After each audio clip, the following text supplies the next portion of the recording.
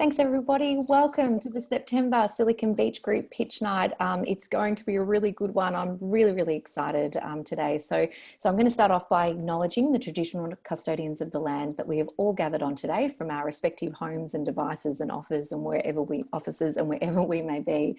I pay my respects to the elders past, present and emerging, for they hold the memories, the traditions, the culture and hopes of Aboriginal and Torres Strait Islander peoples across the nation. A better understanding and respect for Aboriginal and Torres Strait Islander cultures develops an enriched appreciation of Australia's cultural heritage and can lead to reconciliation. And this is essential to the maturity of Australia as a nation and fundamental to the development of the Australian identity. So as I mentioned, welcome everybody. It is the September virtual pitch night. I'd like to begin obviously by stating that the primary mission and the primary focus of Silicon Beach Group is to empower founders, and hence why we are here today.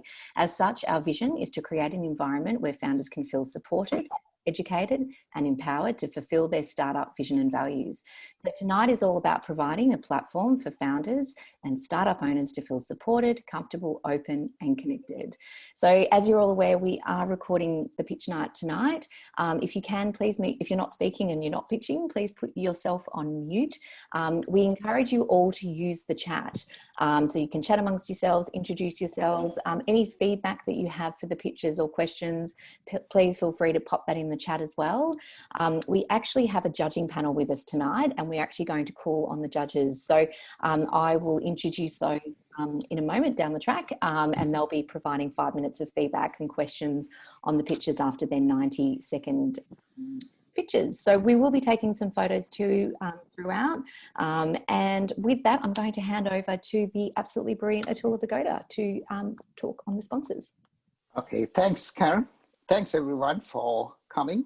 I know that a lot of you are stuck in Melbourne at home with the lockdown too, but a lot of you are from outside of Melbourne as well. So thanks very much for being with us to encourage and inspire the future founders of Australia. So first of all, these things don't happen without sponsors. So we have 3 of our 4 sponsors with us today. So I'll hand over to them to introduce themselves. First is Colin from startup Onramp, and he's kindly offering a prize as well. I'll let him introduce that. Colin, take it away. Hey, thanks, Athula.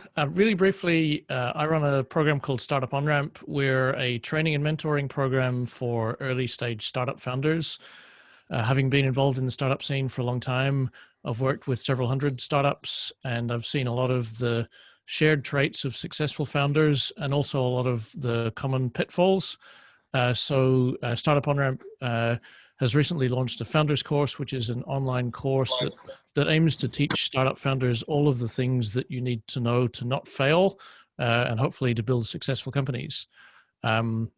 Athula will circulate some more information about it. We've partnered with Silicon Beach as an affiliate for that program because we're a big supporter of what Silicon Beach is trying to do to support and grow the startup ecosystem. The prize that we're putting up for tonight's pitch is a free place in the course. So the value of that is $1,000. And I think someone should get some good value out of it. So we're pleased to support. Thanks, Colin. I think Colin will be the judge of who would receive that prize. I've already put in chat the links to Startup Onramp affiliate link for Silicon Beach. So not only you're helping Silicon Beach by helping yourself with that course, you're also getting 50% off there's an introductory offer there. Thanks, Colin, for that. Our next sponsor is Allied Legal, which is a law firm, as well as they help you with sales and business development. And Inder from Allied Legal is in the room. Take it away, Inder. Good, thanks, Athula, and thanks, Karen, as well. We're really glad to be kind of sponsoring Silicon Beach. I think it's a fantastic grassroots platform. I always say it actually really helps to kind of bring ideas to life. And I'm going to be really brief because I think we're all more interested in kind of hearing from the pitches. So I'll be really short and sweet on this one. At Allied Legal, we'd like to kind of think of ourselves as being a different type of law firm that's really kind of in tune with startups. I will say I'm not a lawyer. Rahul is a lawyer who may be joining a little bit later on. He's on with a client right now. But he's been working with startups for the last few years, really helping with establishment, structure, T's and C's, and around privacy. And I joined forces with Rahul in March. I head up the growth advisory. And we provide a number of services, but really at the cornerstone is really to help startups with getting paying clients. That's what I specialize in. That's what I help startups with as well.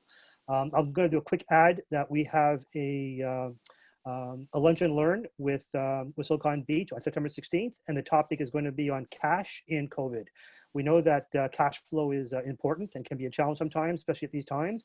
And we're partnering with Interactive Accounting, with Gareth, who heads that up, who will be actually on the webinar and sharing and making sense of all of the complexities around and trying to simplify all the stimulus packages and grants, and also some cash flow management tips on how to maximize cash in the pandemic.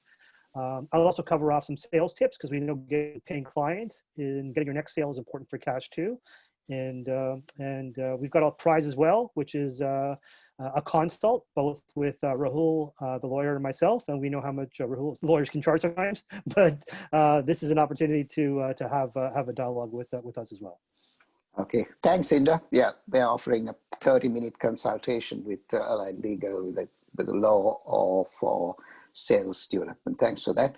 And our next sponsor is AppDemo Videos. Adam is there. Adam, I have made you a co-host. If you want to share your screen, take it away, Adam. Great. Thank you very much. Yes, I am Adam Weiss from AppDemo Videos, and we do videos for the tech industry of all types. We make videos that range from app explainers for mobile apps up. I think I am. There we go. All right. For mobile apps up through massive enterprise software, working for places like Oracle, SAP, Netflix, a variety of other companies. And we're actually going to be offering a prize as well tonight. We'll do a consultation as well about app marketing, about app video, anything. If you are a software, we don't have to say app specific, but if you're a software developer and you want some advice on marketing or on how to use video for your app, I'm happy to give you some advice about how to do that on your own, or certainly tell you about working with us. But generally, we do videos of all sorts, and we're also now offering live streaming. So some of those tricks and things like overlays and making something look and sound much more professional. If you need to live stream events like Silicon Beach is doing now, or any other events, we are offering that as well. And we are also offering investor pitch videos where we can do pitches virtually and remotely. So if you have any questions about any of those things, get in touch with me. Again, Adam Weiss at AppDemo Videos, and that's appdemovideos.com. Thanks. Thanks, Adam. Okay, we have another sponsor whose representative is not here. It's yalmaadigital.com.au. They're a web development and app development company. The links are on chat, so please check them out and tell them that you heard about them at Silicon Beach, and you'll be looked after. Over to you, Karen. Thanks so much, Athula. And there were a couple of more prizes there. So the sponsors that are on the call, you're in charge of judging, just to let you know, side note, you'll be judging who you're giving your prize to. There are a couple of other prizes just to announce. I'm actually giving one away as well. I'll be doing a interview and a story type video piece with my choice from tonight. And we've got a couple of people on the call that I've done that with, most recently with Simon Mildred from Hivekeepers. So you can check that out on LinkedIn. We've also got David Hauser, who's one of the judges I'll introduce. He's got a prize. I'll let him describe that in a moment, from Think Innovation. And Robert, who's another judge, is also giving away a 1 to 1.5 hour consulting session as part of his Get It Right First Time program at Go Viable. So let's actually get on to the agenda for tonight's pitch, and I'll introduce the judges for you. So each pitcher will have 90 seconds. Athula is our timekeeper, and he'll sound a little bell at the 90-second mark to wind everyone up. You will get the chance to obviously add some other things in when we call on the judges to ask questions and feedback. And on that point, after each session, we're going to keep it to a strict 5 minutes. On the judges to provide their feedback and ask some questions, and that will be timed as well. So our judges tonight, I'm so incredibly excited. So as we've mentioned, we've got Colin from Startup Onramp, David Hauser from Think Innovation, and Robert Zaig from Go Viable. Now, we've already heard from Colin, but I might actually throw over to you, David, to just talk a little bit about your prize. Yeah, thank you, Karen. Excited to be here. My name is David. I used to be an engineer, a mechanical mechatronics engineer turned innovation and design thinking coach and facilitator. with my company Think Innovation, and my prize will be an extended exploration call to help you think outside of your box and find new solutions, creative ideas to solve your problems and make your targeted customers awe when they see your product and service. Fantastic. Thank you so much, David. And Robert, would you like to say a few words about what your prize is tonight too? Hi, thanks, Karen. I'm Robert Seg. So I coach teams developing products on planning and project management aspects with focus on squeezing time to market. So I run a series of workshops called Get It Right the First Time. And I use a planning method that I've been developing. I call it minimal viable milestones. So usually in 1.5 hours, it's mostly about focusing on what problem are you solving and is it the right problem to solve, and take it from there. Wonderful. And we've got a special appearance judge as well, Cloud, which I've noticed. I think you're on Cloud. So Cloud will also, from K's and Experience, will also be piping in with some great feedback as well. So each picture has been asked to include the following criteria in their pitch, and that is name, business idea description, target audience, what problem they're solving, and their ask for tonight. So in the chat, feel free to put some feedback on that criteria and reach out to the pitchers as they can answer questions in there. Now, if we do have time, we will have some impromptu pitches, but we do have 13 booked for tonight. So I think it's time to get on to the absolute stars of tonight, and they are our pitches. Actually, and just one more note, these pitches will be recorded for Silicon Beach TV and put on the YouTube channel too, and that's a wonderful thing to have as well. So I'm going to call on our first pitcher, and I've got Kamesh from Minternship, and he's all the way from USA. Are you there, Kamesh? Aaron, he actually emailed me a couple of hours ago because it's 2:30 a.m. there. Well, he said he wouldn't be able to make it. You know what? That's perfectly understandable. All right, yeah. So no Kamesh tonight. I've really talked him up, but I've actually looked at his product Minternship. So have a look at that. It's pretty cool. So that's you, Rod Lewis. You are next, and I believe you have someone with you as well. And you're talking about something different because we have heard from you last pitch night. So I'll get you to unmute and take it away. Sure. Thank you very much. Can you hear me? Yes. Yes, we can. Yeah. So thank you very much. My name is Rod Lewis, and I'm here tonight talking about a company called Extractor. With me, I've got my partner, Dr. Malcolm Ball. We've been thinking about this for almost 10 years. We recently put it together, registered the business last month, and we're currently advanced in a fundraising. So Extractor is all about taking the $20 billion, yes, that's 20 billion, that the Australian government has identified as food waste in this country every year. There's a couple of billion plus a bit more in related areas just from agriculture. So Extractor is a company that takes waste food materials, which are in most cases every bit as good as the food you buy, but they're discoloured or misshaped, according to the big retailers, but from a nutritional point of view, from a health point of view, they're absolutely 100% as good as everything else you get, but of course, they're very low value. So we can get input materials, apples, oranges, sugarcane, grapes, spent grapes after the wine companies have used them for making wine, etc., etc., etc., and extract the high value nutritional ingredients and nutrients, antioxidants, and a whole host of other products, and sell them to companies that need them. The companies that would need them, for example, would be food companies wanting natural, high quality nutrients, ingredients.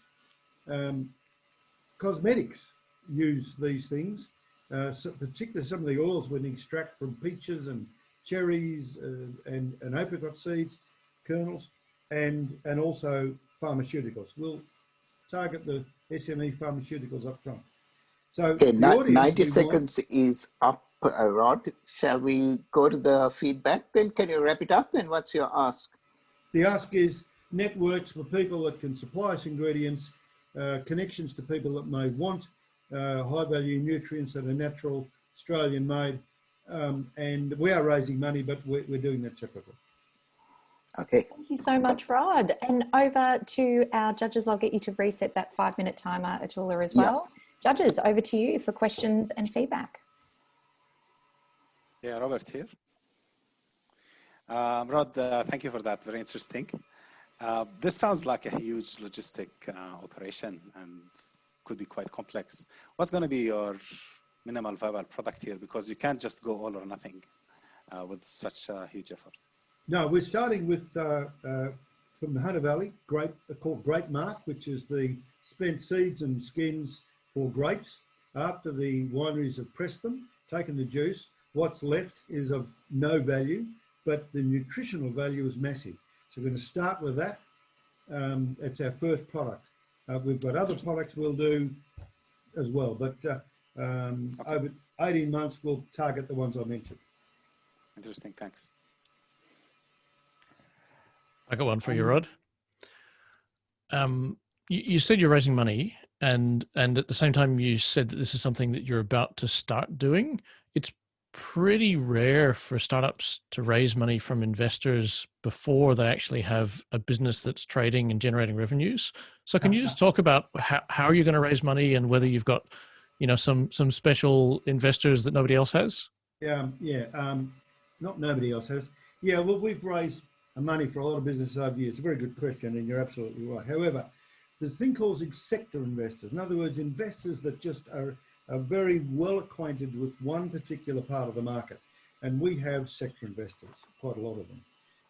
We presented to them, they've expressed interest, some have made a commitment already. We're in the process of the early part of the raise. The sector investors we're looking for at the moment are wineries, people who have wine waste or grape waste. They're interested for us to take it for virtually nothing and give them a return, because otherwise they just throw it away.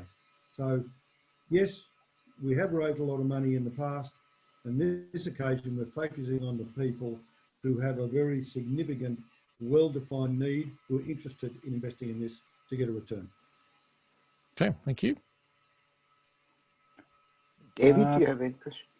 Cool. So I would be interested, Rod, in your costing model, your pricing model. Some of the industries that you want to deliver to, they are quite happy with their artificial produced supplements or ingredients so far, which are manufactured, produced in large scale operations.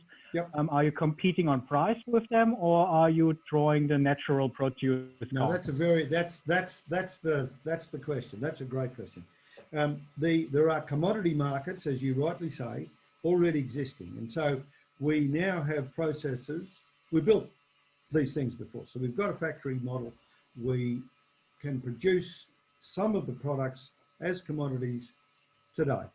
We can sell into the commodity markets at the quality they need. So that's the minimum. And the model is we get a return on that. However, our target is to produce higher grades of some of these oils and flours and other commodities and sell into the very small niche markets, but at a very high margin. Okay, thank you, Rod. Fantastic. And Cloud, I'm not sure how much time we've got left, but Cloud, did you have a question as well? Did you want to pipe in, or even just introduce yourself, Cloud, because I've introduced you as a special judge? Oh, thank you, Karen. I'm Cloud. I'm the founder of Kaizen Experience. And we offer like breaking the gap between the startup ideas and the customer and the consumer. So we offer like customer experience design, customer research, and we also like offer innovations process like for startup to have innovation ideas and to apply this innovation roadmap to the startup. Awesome. Thank you. Did you have a question for Rod at all? No, I'm gonna pass for that one. Fantastic. Well, look, thank you so much, Rod. That's fascinating. And you've come up with another one. Just amazing. I so loved your idea and what your business was last month. And now we've got another one. So that's awesome. So thank you so much. If you've got other questions for Rod, please, you can contact him direct through the chat by typing in his name, or you can pop them into everyone. So on to our next. Karen. You're welcome. On to our next picture tonight. We have Nanisha from nutribe. Nanisha, are you there? And let us know when we can start that timer. Hi. You're on. Okay, cool. Hi, I'm Nanisha, or you can call me Nisha, and today I'll be presenting nutribe. So, you know how climate change is upon us, and we as a local global community have to act against it to save this wondrous world? Well, we can, at least through one of these few ways. We can through our food system and lifestyle. The Uni of Oxford studies suggested that food production accounts for a quarter of all greenhouse gas emissions that contributes to global warming. I don't know about you, but that's worrying to me, to us at nutribe. So what we do at nutribe is to introduce and raise awareness on an environmentally friendly lifestyle known as the planetary health diet to the greater local community. We will educate people on how to implement this diet through talk events, workshops, and eventually a revolutionary meal plan service. We want people to eat healthier, ethically, and sustainably, while creating a social environmental impact for the betterment of the people and the planet. In fact, I've been researching and developing my thoughts on this since the start of the year, and I won't stop until this mission is achieved and the vision is built. I'm looking for contacts where suitable, but mostly for a CTO to be on board and volunteers to further R&D. Thank you. Thank you so much, Nanisha. And we've already got a judge raising her hand, desperate to give you feedback. So Athula, restart the clock, and Cloud, over to you. Yeah, thank you, Nisha, for your pitch today. And I think many people will be going for social innovation idea this year, like the next year. And it's quite interesting idea. I'm just like, I don't really understand how you're going to apply that. Like, you said that you want to raise awareness, and that's the whole, what I did understand from your pitch, that was the whole idea of your startup or your business. So do you have any idea how you're going to raise awareness? Yeah, so the first step of the startup is to actually raise awareness, and it's because this is it's a concept that not many people know about it. The average 1 to 4 person doesn't know about this. So it's really organizing talks and workshops to raise awareness about this cause and this topical topic, and to like naturally recruit people to this, because like I said, like our world is in peril and we need to act on it now. And the one way we can act through it is through our food system and food lifestyle. Do you have like a time frame that actually you could like know, I need like 1 year to raise awareness or 2 years to raise awareness, for example? Like, do you have like a time frame to achieve that mission of yours? Yeah, I mean, it's not exact, but I'm hoping within the next year at least that I can create at least a community like South Melbourne where I am, or outside South Melbourne, to get on board with this, like organize a campaign, hopefully like a fundraiser campaign that we can give back to suppliers and farmers alike to support them in providing us healthy, nutritional, and available food. Yeah, I think it's just like raising awareness it's great. Like it's a great motivation. It's just like it needs too much work, and sometimes you put like time frame like a year, for example, but then you find out that it's been 2 years and people actually not interested maybe in the topic.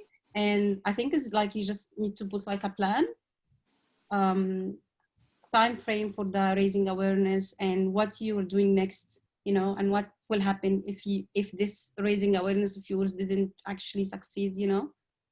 Yeah, I think I see a collaboration happening between you two, that maybe you two can connect. I think that's going to be exciting. Yeah, I'm going to maybe the next one, David or Robert. Yeah, or Colin, come over. And have you got some questions or feedback for Nanisha? Yeah, I got one.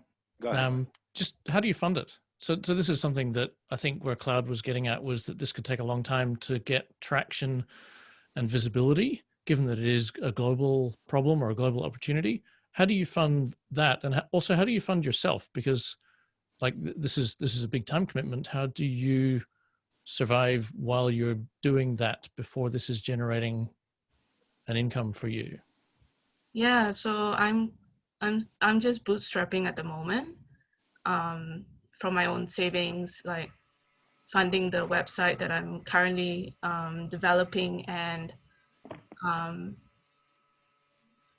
hopefully to gather like some other things like email marketing and digital marketing, that kind of thing.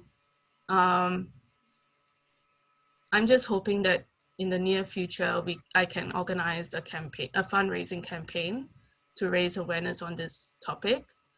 And those funds would go back to the business in developing it further to the second step, which is an revolutionary meal plan service.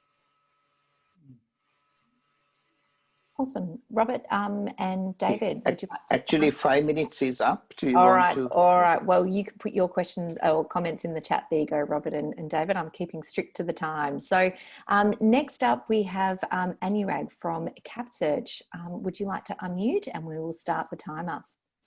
Oh, yes, I'm ready for the presentation. So before that, I'd like to take a permission to, play a video of 90 seconds pitch. It would be more precise in that way. Actually, Anurag, no, it's hard for us, technically not possible to play a video. Just say what you have to say. Oh, yeah. Can I share my screen about a presentation instead? Let me see. Okay. Yeah, you should be able to share the screen now. Yeah.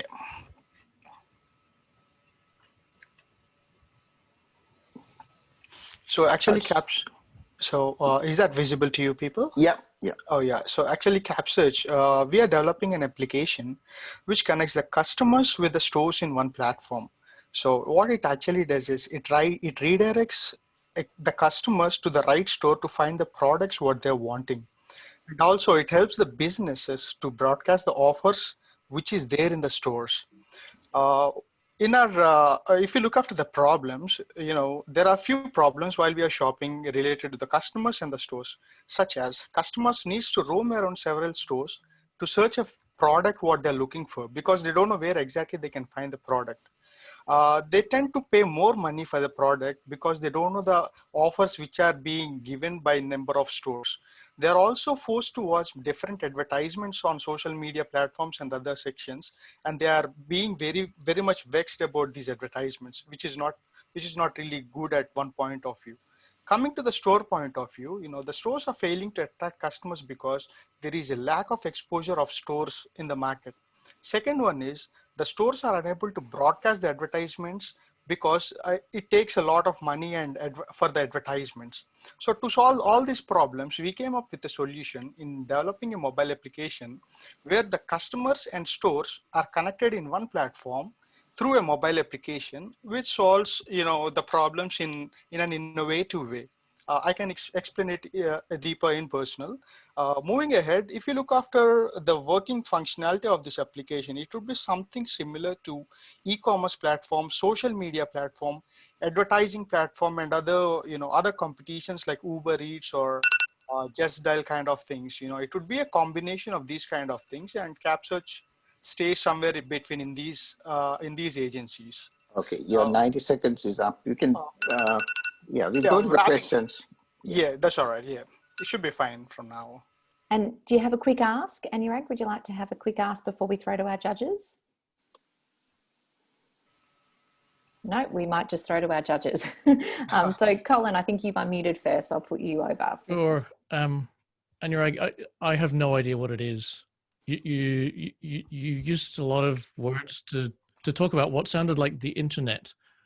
And, yeah, and I don't mean that as unkind feedback, but I have no idea what it is at all. All right. So this is about developing an application for the local businesses to have their own business profiles. The way we have Facebook for our social profiling, the way we have LinkedIn for our professional profiles. If you have a business or a store running in a market, you need to have a profile for that as well. So we are creating a mobile application where you can do these kind of things. I'd love to say that that clarified it, but it didn't. But we'll move on. Maybe we can ask about the slide that he actually couldn't have time for it. The value proposition that you're providing. I saw one slide. Oh, yes. Yes. Basically, this is a big concept. I need to explain in particular. Maybe the time frame is one thing what I'm really concentrated on. So that's the reason why I told of explaining through a video. But that's all right. Yeah. I can tell it in particular. If anyone is interested to know more about that. If you have a link to that video, put it in chat. Oh yeah, sure. Thank you. So my question: what was the value proposition that you're providing for the stores or the commercial or retail stores? They can be benefited by experiencing a new way of shopping. If you go out, if you want a product and you don't know where it is, you can just upload it in our application and get to know which store to go instead of roaming here and there. So you can be aware of how much money you need to spend, how much time you need to spend to roam here and there. But do you think stores actually they want to direct the customers to the product directly without making them see anything else? No, there would be a competition between the stores. The customer will be getting a list of the stores which is giving the same service, and the customer has the complete right in choosing which store he has to go instead of roaming here and there directly. Yeah. Robert, or no, David, over to you. Sorry, David, I'll put you unmuted first. You go first.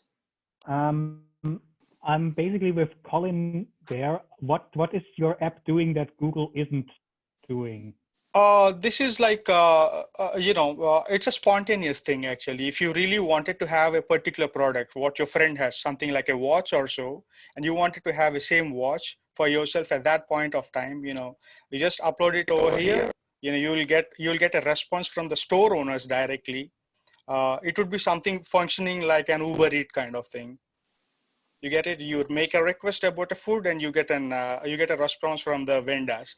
In a similar way, if you raise a request about the product, what you want, the competing stores around you will be responding to you that stating, "Dude, I have this product in my store." Okay. Yeah. I have to feel that exists already as well, the reverse search, but all over to you. Athula, do we have time for one more feedback, or are we nearly on our 5 minutes? Yes, we have about 1 minute. Yeah. Robert, challenge. Okay, I thought to be concise. Yeah. So Anurag, if you just look at the feedback you got so far, it just means it wasn't clear enough, and then they must join that party. Initially, I thought you want me, if I go to calls, then I find the special milk that's hiding behind, I don't know which shelf, because I couldn't find it or because I should find it. So I think the idea requires a bit more focus, and I think you should also be in the front stage, don't hide behind slides. And investors will like to engage with people they trust, not slides they trust. So focus and don't be afraid to show yourself. Oh yeah, sure. I'll take this feedback in a positive way. Thank you. Thank you, ANURAG. Thank you for the pitch, and thank you for all the feedback that's coming in through too. I'll encourage all the pitchers to actually go into the chat after you've finished with the judging panel as well, because there's lots of questions and all that sort of stuff coming in and the connectivity. So that's absolutely brilliant. So our next pitch, we've got Colin from trainer.co. I hope I've pronounced that correctly. Would you like to unmute yourself? That was a good effort at pronouncing that very, very difficult phonetic name. Thank you. So yeah, I'm happy to get started when you're ready, guys. Yep, start. Yeah, so hi, my name's Kogulan Sabaratnam. I'm the CEO and co-founder of Trainer. Trainer is a soccer marketplace that has enabled players and teams across Australia to book more than 8,000 hours of training sessions and programs with vetted coaches and service providers near them since launching in late 2017.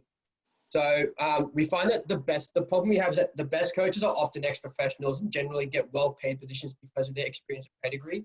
However, the 99% of coaches that are not this lucky and cannot rely on this to provide a dignified standard of living because of their coaching credentials, they suffer in getting these, providing for themselves and their family. So, in fact, COVID-19's impact has meant that globally the majority of full-time academies and semi-professional coaches have been stood down for a number of months or moved into part-time roles, leading to a proliferation of coaches setting up their own private training businesses to fill the gap.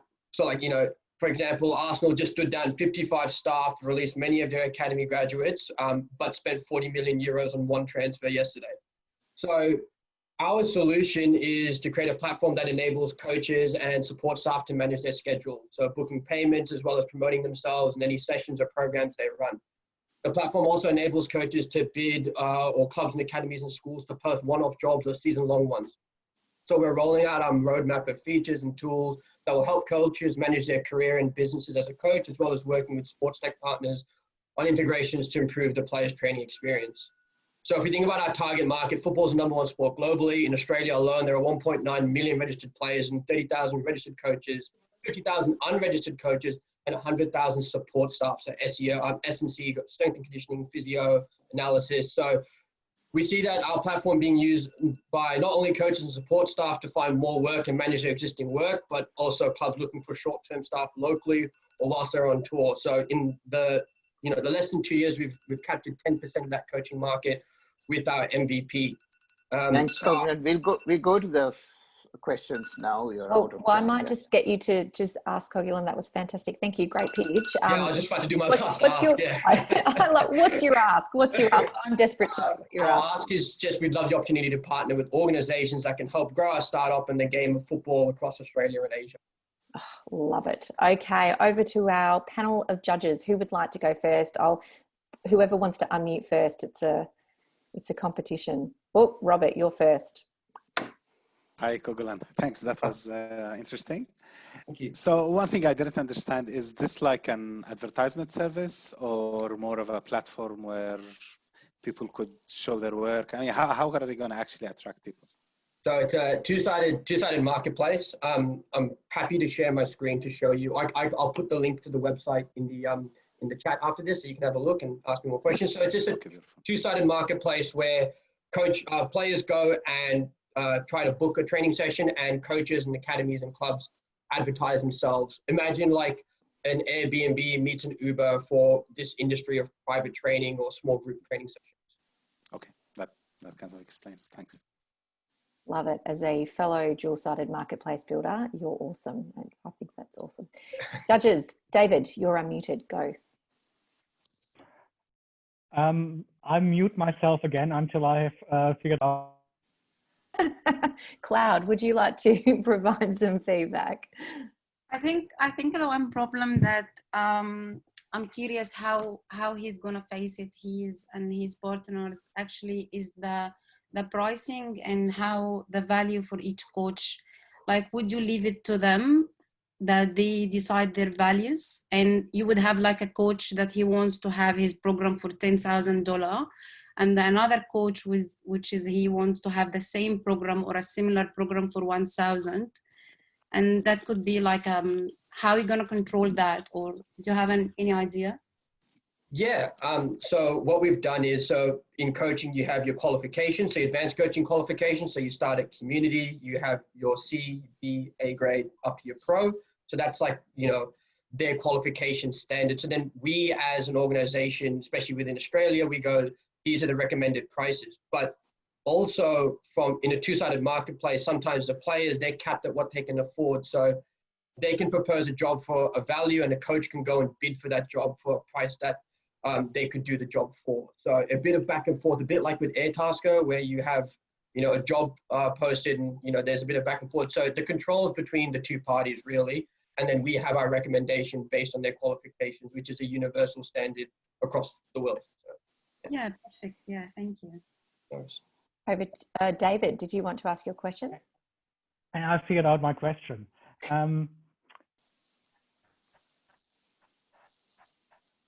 Sorry, and then he froze. The anticipation. Oh, sorry, David, you just froze. Would you like to start again? Yeah, Kogulan, you said you started in 2017 with the project. Mm-hmm. What traction do you have in the market so far? Do you have coaches? Do you have soccer players that are booking coaches? Yeah, so unfortunately, COVID was a really good time for us because sort of team training went backwards. But since that time, we've had we've had good numbers. So like, as I mentioned, we've had about 8,000 hours of training sessions books, and sessions generally go for an hour a session. We have coaches from all over Australia and, you know, in New Zealand, Malaysia as well. So our network of coaches is about maybe between 1,500 to 2,000 coaches available to us that we've captured. But we only really have, in terms of active coaches, between 200 to 300 active coaches. So those are the ones that we sort of focus on. And again, the fluctuations in traction. So during COVID, the revenue was close to like $2,000 per week during that first lockdown. Not so much this one, because we can't do anything in this one. But yeah, so that's sort of where we're at the moment. Thank you. And Athula, have we got time for any more, or are we nearly up? We have about 37 seconds. All right, David, I think, or actually, David, would you mind if we just go to Colin? Are you good? Yeah, Colin. Yep. Yeah, Colin, quick. So a quick one. What's the rate limiting step on growth? What's the one thing that if you could unlock it, it would see you grow much faster? I think probably now we're on a better track in the sense that the target audience we're looking for in terms of coaches has shifted. So I think now using probably a lot of help with probably developing our CTO and our tech, because our co-founders, we've got emerging tech in our teams. We've got really good guys who, you know, love soccer, enthusiastic about it, but our tech is limited. And, you know, we understand the football to the cows come home. We understand we can hustle and do all those sort of things, but we need help in guiding our tech people, our CTO to deliver something that targets the correct audience that we need to grow.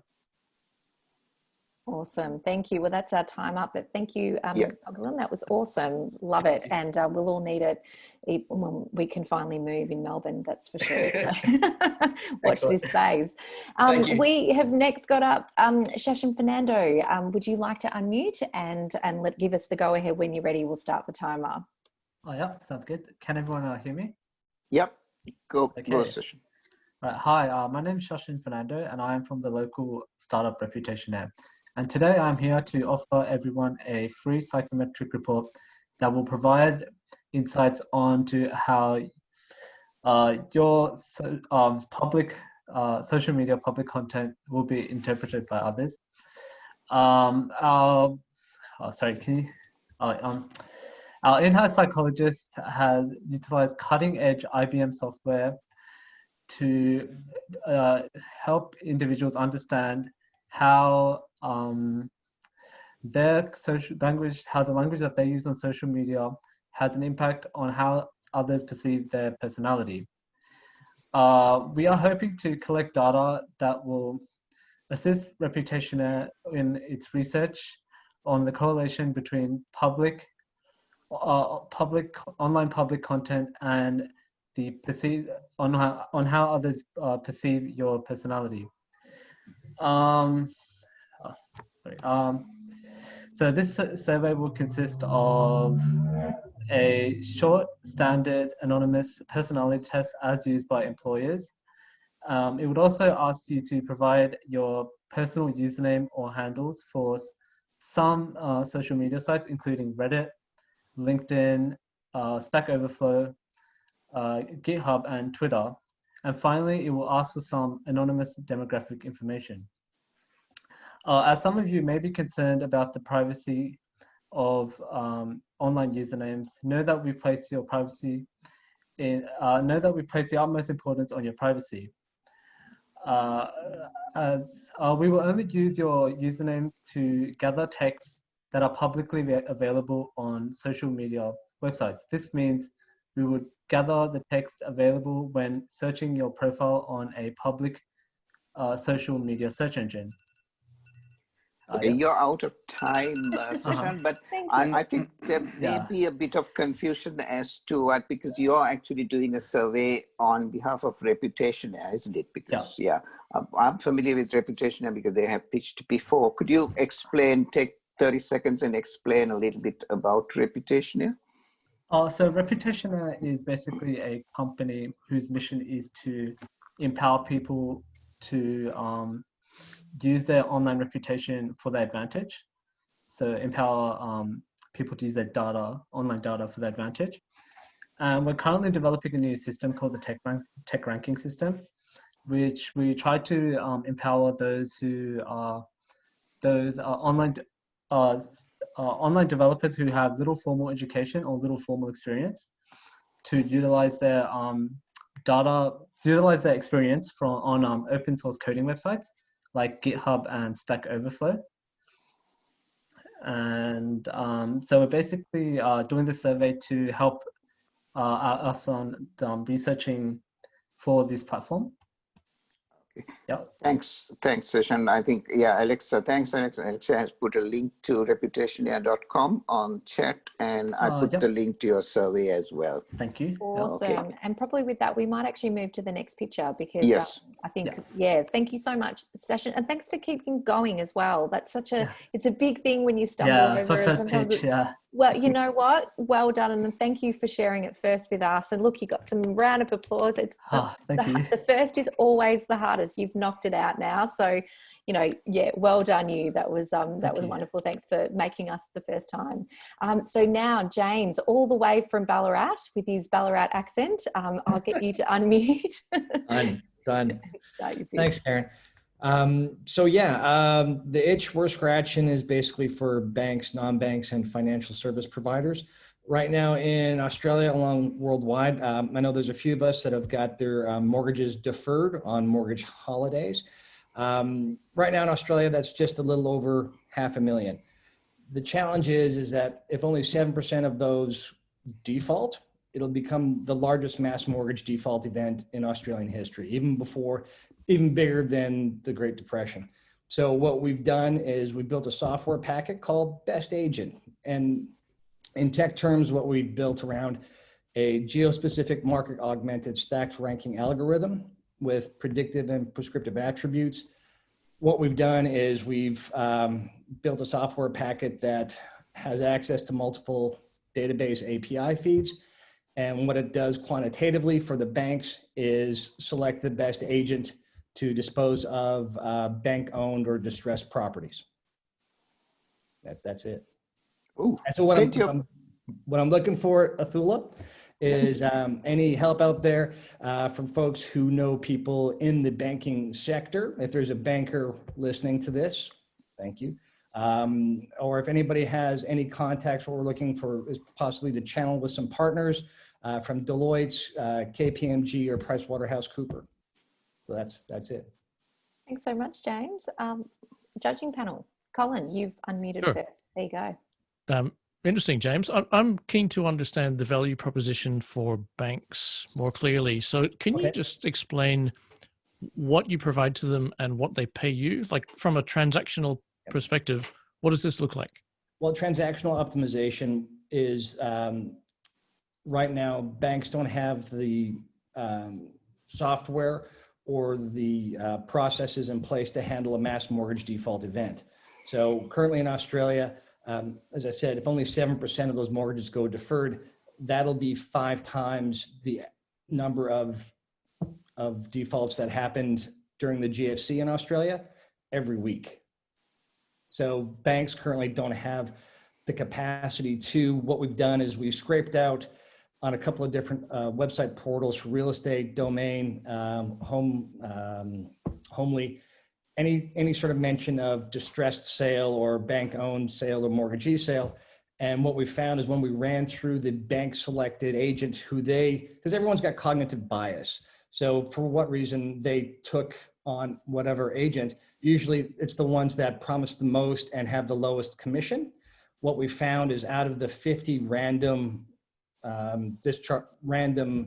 bankruptcy sales, only on 2 of those occasions did they pick the agent that would have provided the best result. Because what we've done is we've collected, correlated all these different agent-centric metrics that just aren't collected. So what we've done is we've popped that through the algorithm, and it shows what the market average is, and you're either above average or below average. And out of a random 50, 48 were like below average. So the value add to the banks is it does it quickly and quantitatively.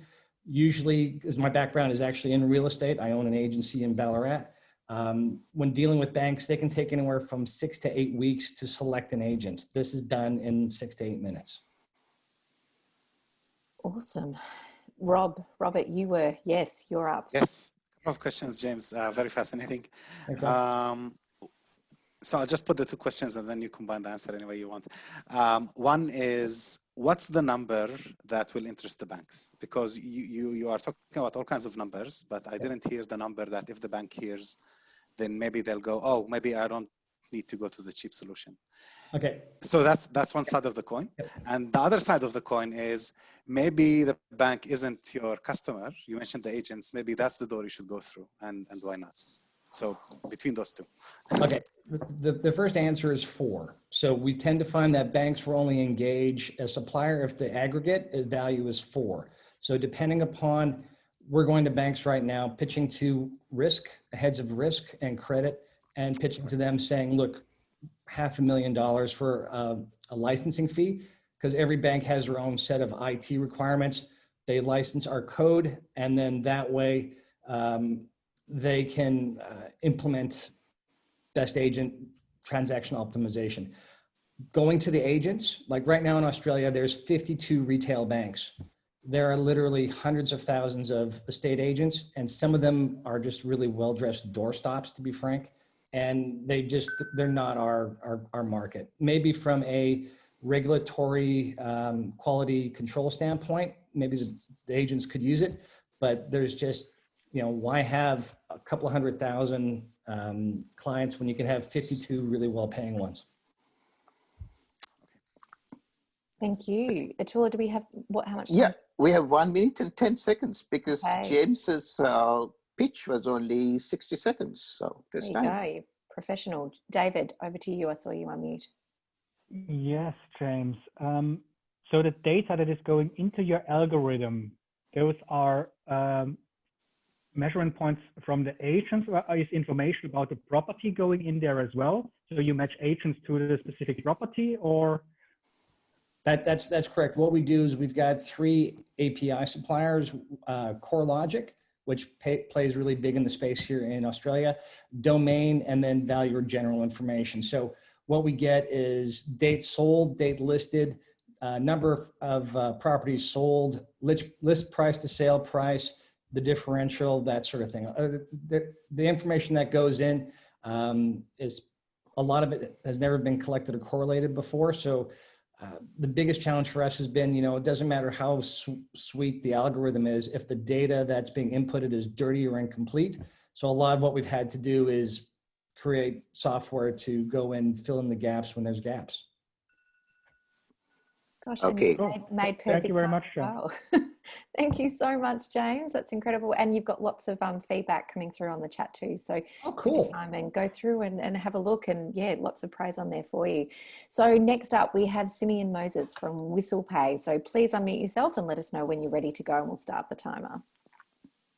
All right, I'm ready.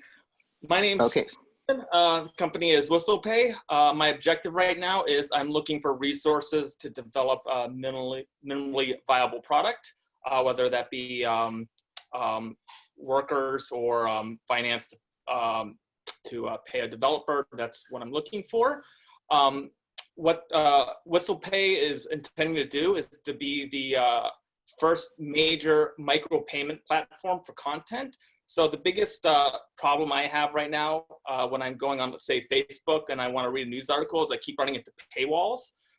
What I want to do is create an entire platform to make it so people who provide, say, news content and other kinds of content, instead of having to put up a paywall, they use our platform and use micropayments anywhere from, say, 5 cents to $1 to sell individually. So if you look at iTunes model, nobody wants to pay for an entire CD anymore. They just want the one song. It's the same thing with a lot of these articles now. Nobody wants to subscribe to an entire newspaper. They just want to read the one article. And having a successful micropayment platform would solve this problem and allow some news places to get revenue instead of people just clicking away once they see a paywall. The uniqueness I would like to provide in this micropayment platform is using data science and machine learning to price content. So the way Uber prices their cars, car ride services right now, I think is where the content model pricing needs to move to, because people don't necessarily intrinsically know what their actual value is, and using machine learning, we can actually extract the value what the market will pay for certain kinds of content. Okay, can wrap up. Yeah. My question to you, to the judges, is would you be willing to pay, say, 10 cents to read an article instead of having to go through a paywall? I love it, on the spot market research. Colin, I'll throw to you first. Sure, Simeon. So massive problem, one that lots of people are working on. So content micropayments is a big opportunity, but nobody seems to have really made it work. Why do you think that is? I think it's just a matter of market timing. I think it's just the traction. One of the big things that I intend to do is take the pain out of payments in terms of speed. The reason why I called my company Whistle Pay is because I want everything to be quick as a whistle. So basically, instead of having to log in and to like PayPal style to make a transaction, which might take 30 seconds to a minute, I want to basically have a swipe function. The way I was envisioning it initially is just a circle, because you can't accidentally draw a circle on your phone. It's a method that's easy to do, but you can quickly basically swipe a circle to say, I want to pay for this content and move on. So the script would already be embedded, so people would basically always be logged in and they would be able to quickly pay for it. And I think that's one of the big pain points in micropayments, is that it just takes too long. There's too many different things. It has to be centralized where it's just easy. Anytime you go to a different content provider, you just do a quick circle. Within 2 seconds, you're at your content. I think that's the challenge. And I think that's where I would really focus on trying to differentiate a little bit and make it so our micropayment platform would actually succeed. Well, I'm going to send you a link to check out Fast, which is an Australian payment company that's aiming to streamline and speed up the payment process. Maybe there's a thing you could do with them. Okay, I appreciate that. Thank you. Love it. And all of our judges have unmuted, so I'm just going to go on order of who's closest to me. So that's you, Robert. You're up next. Thanks. So first, Simeon, I think this was a very good pitch, and just the questions that Colin asked and what I'm going to ask just means that you are so clear that we're just moving to the next series of questions. So well done on the pitch. What do I want to ask? So you mentioned you have an MVP in mind. Who's going to be your first targeted audience for the platform, and what do you think your biggest challenge is going to be there? I guess my first target audience would probably be people who like to read news articles. So probably in the range demographically, anywhere 20s, 30s and up. People that are interested in mostly news. I think it's particularly a good time for this based on what's going on with Facebook and the new laws in Australia. It's a great time to test this market because there's a lot of disruption in terms of what might happen with the way news content is delivered on social media. This might be a way to bypass it, so news agencies are confident that the content they're producing is going to produce value for them. They're going to receive value without having to necessarily go through a paywall and having a subscription-based model for their entire paper. Instead, it could be article-based. So I think that's one of the things that we can see right now that can help the situation. Yes, I just got a bit confused here. Are you going to focus on the buyers and not the sellers? I mean, the sellers are not an issue here? So the sellers really are the issue. So the biggest challenge really is to get the people who produce the content on board to allow us access to it. So the biggest challenge probably— especially that you put the price, right? Is once the product is developed, is to convince people that this is a good platform to deliver. And again, like I said, with the disruption going on, I think maybe people will be more keen to possibly trial it out. Buyer-wise, I have my intuition that people are like me. They hate paywalls, and they'd be willing to pay 10 to 25 cents for an article. That's basically my intuition on the buyer side. Thank you. David, would you like to go next? Yes. Simon, if you target if we're talking about this, the providers of the content creators and distributors, they actually like subscribers. They get email contacts and stuff like that from subscriber lists. How do you create or compensate for that loss of database?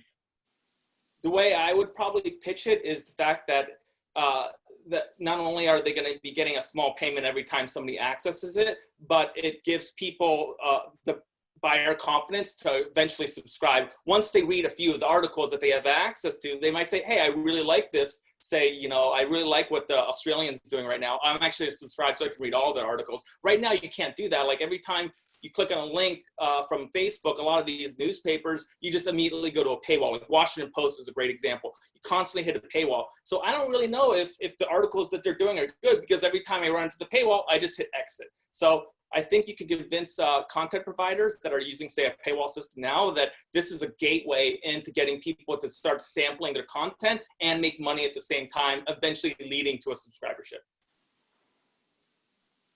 Okay, thanks. Okay, 5 minutes is almost up. We'll go to the next one and we might come back. There are some questions in the chat for SImeon. Absolutely, there are, SImeon. Sorry about that, Cloud. We've actually come to the end of the registered pitches. No, there's one more. No, there isn't, because they're not in. So I've been checking. So the what ones about? Just give me a second. I just saw. Sorry. I don't know.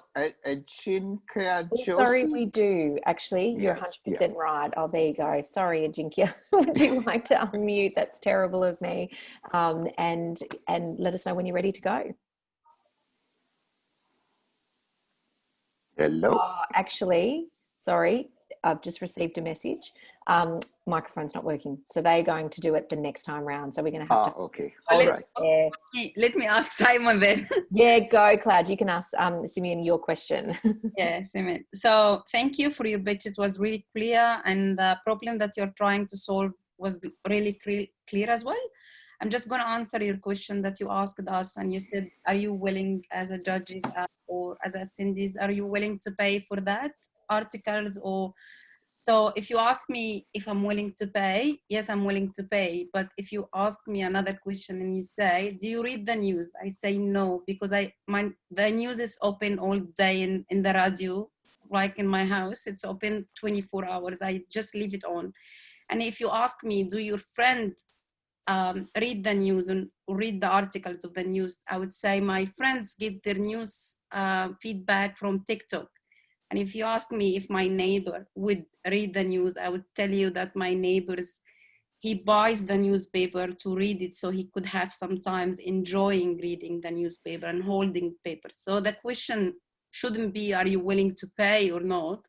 But the question should be, who's actually reading the news on the internet? I 100% agree. I think that there's a certain percentage of the population that's like you. I think there's also a percentage that does that. Once they click, they want to see what the rest of it is about.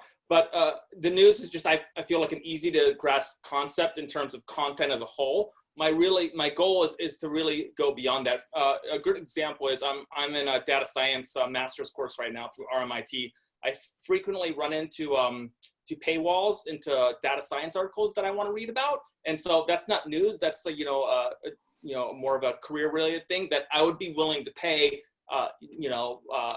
50 cents, $1 to read that article, because it really applies to me. But I'm not going to subscribe and pay for their entire like monthly $9.99 subscription. It's just that's too much of an ask for me. But paying $1 for that specific article, for me, it's not an ask. So it's not just news, it's other types of content in general. And again, with machine learning, the more signups we get, the better we'll be able to price what the content people are actually providing, say bloggers or news sites or career sites, people that are, following LinkedIn links off there. It'll all start coming together more and more effectively to maximize the profitability for those content creators through the machine learning process. Yeah, totally agree with you. Yeah, I think I'm going to invite Anya as well. I think she wants to ask you something. Right, Anya? Anya, did you want to unmute? Hi. There is quite a few news sites like The Age and Crikey, which I put in the chat, who have paywalls, and I reckon I would totally use this service with those particular newspapers because I really like their journalists, but I'm hesitant, like you said, to pay up. Like, it's quite expensive, and it's like I don't like all their content, so maybe it's worth like reaching out to them, see if they, you know, they might be willing to test your concept. Oh, absolutely. I need an actual product to present them first. Yeah. Well, I think you can see all the excitement that we need you to build it, which is fantastic. And this just shows the absolute gold of this community, that you can come with an idea that you haven't even built yet and get all this incredible feedback and connection. I'd be happy to help you build it. Okay. There you are. I'm not a you know, software person, but like I'm very passionate about news and freedom of news in this country because it's very dangerous right now. That's and also the democratization of having this too is also is a potential benefit for just society as a whole. Yeah, and, being able to do that. I mean, what about blockchain? Okay. Well, we might let you go offline. Yeah, we'll get you two offline to talk, and feel free to put that in the chat or swap each other's details. I think that's I'll just put my email. Yeah. Thanks. I have put all the pitchers' details as they pitch onto the chat, so you can go through that and this thing. And when we put it on YouTube, we put in the description as well. So Athula, it's 6:40, so I can actually open the floor to see if anyone would like to impromptu pitch. Shall we ask the judges before you go to impromptu pitches, because they don't qualify for prizes, the impromptu pitches? Yes. The judges, if they have any result. If not, we can send the recording to the judges if they want to take time to deliberate. I'll throw over to Colin. He's got his hand up. And Colin, would you like to, well, before we do that, can I just thank all of you, the pitchers that have pitched tonight so far. You've all been incredible. And so, you know, it's such a big thing to do. You only get 90 seconds. You know, we've had up to over 50 people sitting on this call, which can be really, really intimidating. So you're all winners, first of all. Colin, over to you. Thanks, Karen. I agree. I think all the pitches were awesome, particularly when you got people doing first time ever pitches. It's fantastic. But my job is to award the prize of a free place in the Startup Onramp Founders course. And so I'd like to award that to SImeon. Yay! I hope you make good use of it. Oh, fantastic. Thank you so much. It's really an honor. And this is my first time I've actually pitched this idea. It's just been going through my head for a while. And, you know, it means a lot to me for you to. It's timely. Well done. I'll send you the details, Simeon. I have your email address, so I'll send you that. That's fantastic. And Inder, I might throw to you from Allied Legal. Have you got a winner yet, or would you like to take some time to muse on it? I've just unmuted. There we go. Look, all the pitches were fantastic, and you know this is such a tough choice as well, because there's a number that I think we'd love to be able to help out on this. But the first one, which was the extractor, kind of hit home a little bit too in terms of what they're trying to do in terms of food waste. And I'm actually working with some initiatives right now around recycling, and also have done some work with Oz Harvest before as well. So that might be a very relative one as well, just to help out. I love it. That's you, Rod Lewis. Well done. So congratulations to you, and Athula will connect you both there. But I actually got chills when you were talking about, I think that's a amazing little collaboration there and partnership. David, have you picked your winner? I did, and I would like to give my extended condolences to SImeon as well. Wow, SImeon, you get two. That's awesome. Well, we certainly said it didn't.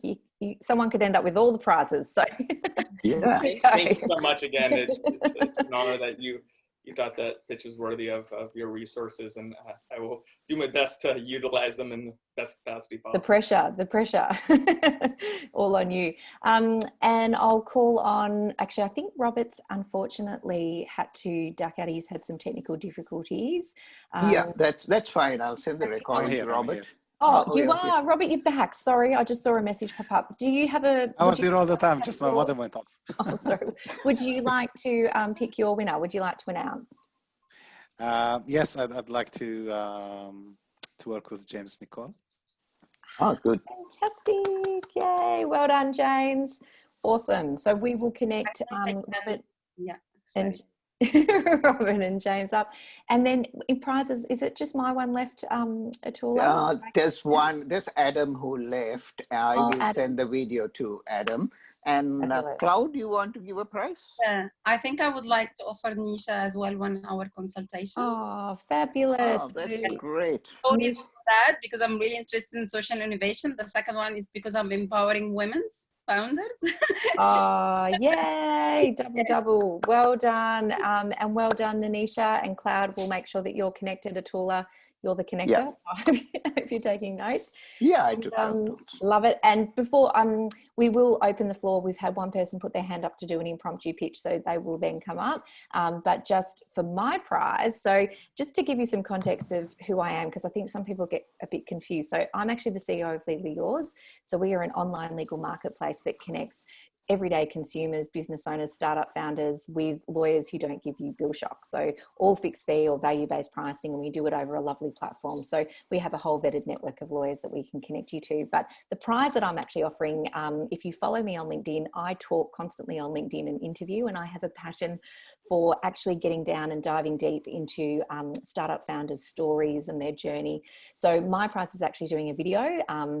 It'll be around about a 10-minute video just about your story, your product, your business, and where you want to take it. And that's for, not only will we promote that through Silicon Beach, and I'll also promote that through my networks and we'll pick it up, but you can obviously also have that as well. So my prize is, I'd like to give that to Kogulan. So thank you. As another marketplace founder, I'm super excited. So I will get in touch with you and we will make that video happen.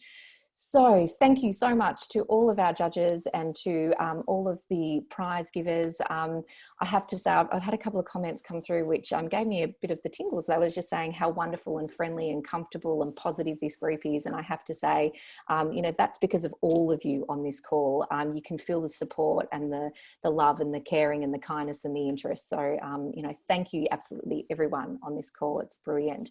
So we have had someone come in that would like to do a pitch. So Abdelkader, I'm sure I haven't said that correct, but would you like to unmute and would you like to do an impromptu pitch for 90 seconds?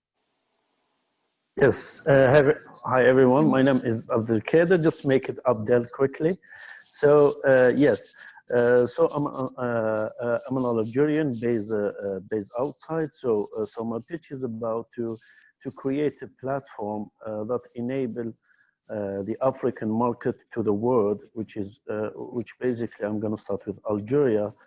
And why Algeria? Because it's the biggest country in Africa, and to compare Africa with Europe, it's double a population and half of the GDP.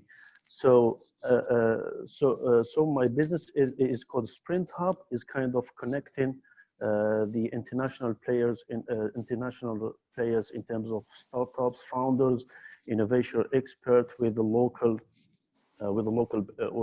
players.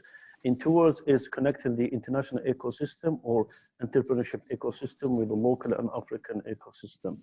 So what I need is it's simply to partner with such a great platform like you, and some judges, mentors, and so on. So we can bridge multiple continents on the same place. So that's it. I love it. Thank you for doing an impromptu pitch, because that's always incredibly tough. And I'd also say next time register, because then you can qualify for the prizes and you can get all the feedback and have all those things too, which is what's making tonight work so well. So thank you so much. What would you like to do, our Admiral Athula? I had a chat with Dhruv. Can you remember Dhruv from a couple of months back? Absolutely. I asked him whether he has any progress, and he has some fantastic news. So do an impromptu pitch for what you're going to do, Dhruv. And Dhruv, before I get you to start, I've just had someone just ask, when is the next pitch night? So it's always on the first Thursday of every month. So look out for it on the Meetup or Eventbrite. Yeah, it'll go out tomorrow. It'll be 1st of October. Yep, and make sure you register. Oh, Dhruv, so good to see you again. Off you go. Yeah. Tell us your update. I mean, following on from the pitch that I made, I'm not too sure how long ago, maybe in July, I think. Since then, we launched the beta on August 17th. It's been about 2 weeks. We've had over 8,000 engagements on the product, over 1,500 messages sent, and over 250 connections made on our platform. What the platform is, for people who haven't heard me before, it's a social network for Gen Z to make meaningful connections with like-minded people in 3 simple steps based on their skills, interests, and goals. Think of us as a less intimidating, cooler, more hip version than LinkedIn. We're targeting the 16 to 24-year-old demographic, and 87% of LinkedIn's user base is above 25. We're capturing the 13% that they can't. We're launching on Monday, actually. We've actually we're wrapping up the beta on Friday. Tomorrow, we're uploading to the App Store on Saturday morning. And yeah, I mean, like, we've had great traction with our beta. We got 200 people to sign up in under 2 days. We've partnered up with ASIC, a global youth organization at Melbourne Uni. We've partnered up with a bunch of clubs and universities in RMIT, Melbourne Uni, La Trobe, Deakin, Swinburne, Vic Uni, and ACU, which is great news. They're promoting us starting next week, and actually they started this week as well. So I'm really looking forward to see how we go with the launch and everything like that. And yeah, I mean, that's kind of what's happened since our last pitch. Oh, I love that. We should make that a segment, updated on the pitches that have pitched as well, that have got some exciting announcements to make. That's great. And can you put the details, the link to website, app, whatever, on the chat, please? I'll pick it up from there to I mean, the website's pretty pathetic right now. I'm not going to lie. We're redesigning it right now, so you're not going to see much. I mean, there's an expression of interest. That's about it. Oh, good. Put your details in there. And Alexa, Alexa's actually asked if Abdelkader could put in his contact details too in the chat as well, for doing that pitch. So look, it brings us to about 6:50. I think we should actually maybe perhaps wind up tonight. Thank everybody, and we can have 10 minutes of networking. Yeah, stop the recording. Yep. Yeah, okay. So look, officially, Athula, did you want to say something, and then I'll thank everybody? I mean, thanks once again, everyone, for being here. And it's good to have some people coming back and giving a progress report as well. I see Simon Milton there as well, who's there. We'd like to hear from you if there's been a progress since the last month's pitch. So thanks, everyone. I'm going to stop the record. Actually, my screen is frozen. Karen, can you stop the recording from your end? You're a co-host. Stop the recording. So just before I do that, I'm going to officially thank on the recording our judges. So thank you, Colin. Thank you, David. Thank you, Robert. Thank you, Cloud. Thank you, Athula, for the absolutely brilliant ecosystem and community that you've built here. This is all because of the hard work that you do. And thank you to every single person that has been on this call that have provided such wonderful feedback and support in the chat, and to all of our sponsors and our prize givers, a huge thank you to you too. And with that, I will officially end the recording. Thank you. Thank you.